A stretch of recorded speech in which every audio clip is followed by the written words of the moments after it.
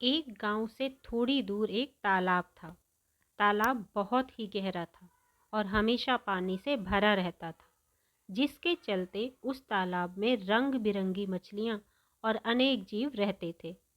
मछलियां देखने में बहुत सुंदर लगती थीं, जिसके चलते गांव वाले उन मछलियों को कभी नहीं मारते थे, बल्कि उन्हें आटे की गोलियां खिलाते थे, जिसके कारण उस तालाब की मछलियां और मेंढक जैसे जीव बड़ी शांति से अपना जीवन व्यतीत कर रहे थे। एक बार की बात है, बिल्कुल भी बरसात न होने के कारण वहां भयंकर सूखा पड़ गया और तालाब का पानी तेजी से सूखने लगा। उस तालाब के आसपास रहने वाले जंतु वहां से दूर जाने लगे थे, इसलिए मछलियां चिंतित होने लगीं। दिन प्रतिदिन पानी तेजी से सूखता ही जा रहा था और कड़ी धूप के कारण बचा पानी भी गर्म होने लगा था। इस वजह से उस तालाब के मेंढक और मछलियां बहुत ही व्याकुल हो गए। सूखे के कारण तालाब के आसपास एकदम वीरान सा हो गया। सभी पक्षी दूर चले जा रहे थे और धीरे धीरे सारे मेंढक भी वहां से जाने लगे। लेकिन बेचारी मछलियां पानी के बिना तैर ही नहीं सकती, तो दूर जाने का तो कोई सवाल ही नहीं था।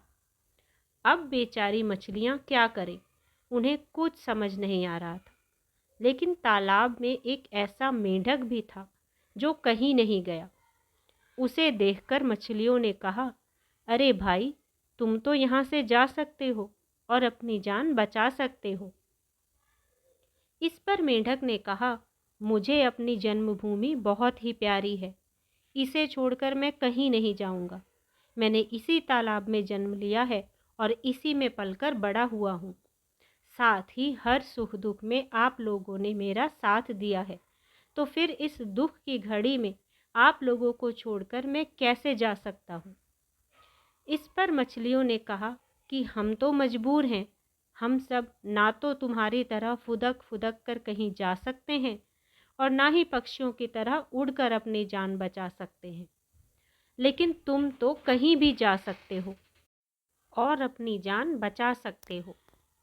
इस पर मेंढक ने कहा कि भला मैं तुम लोगों का साथ छोड़कर कैसे जा सकता हूँ। सब दिन बराबर नहीं होते हैं, हर दुख के दिन के बाद सुख के दिन जरूर आते हैं। इसलिए हमें ईश्वर पर विश्वास करना चाहिए। ईश्वर दयालु है, वो सब की सुनता है और सब पर दया भी करता है। और यदि हम सभी मिलकर ईश्वर से प्रार्थना करें तो ईश्वर हम सबकी फरियाद जरूर सुनेगा। इसलिए आज शाम को हम सभी मिलकर प्रार्थना करते हैं। मेंढक के कहे अनुसार सभी मछलियां शाम को ईश्वर की प्रार्थना करने लगीं। सबके मन में ये अटूट विश्वास था कि ईश्वर उनकी जरूर सुनेगा। ये सब उस गांव के एक लड़के ने देखा और उसने सारी बात अपने गांव वालों को बताई कि कैसे इस धरती के छोटे से छोटे जीव भी ईश्वर में अटूट विश्वास रखते हैं और हर जीव को अपने मातृभूमि से प्यार होता है, जबकि हम सभी इंसान अपने छोटे से छोटे स्वार्थ के लिए एक दूसरे से लड़ते रहते हैं। हमें भी उन मछलियों की तरह ईश्वर से प्रार्थना करनी चाहिए।